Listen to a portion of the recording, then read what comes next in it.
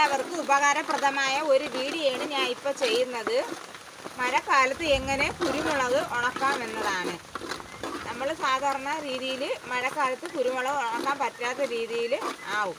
എന്നാൽ നമുക്ക് തീ തട്ടിലിട്ട് അടുപ്പിൽ തീ കത്തിച്ച് ഉണക്കാം. പക്ഷെ അതുമല്ല, അല്ലാതൊരു വീഡിയോ ഉണ്ട്, ഇതൊന്ന് കാട്ടിയാണ്.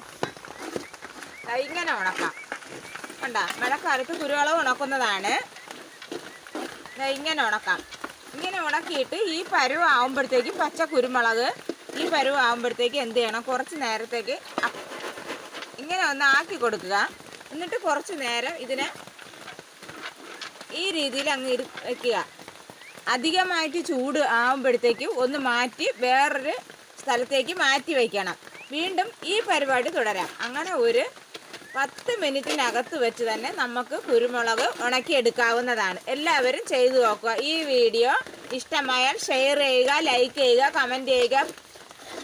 മറ്റുള്ളവരിലും എത്രയും പെട്ടെന്ന് എത്തിക്കുക. മഴക്കാലങ്ങളിൽ അവരും കുരുമുളക് ഉണക്കി വിറ്റ് കാശാക്കട്ടെ.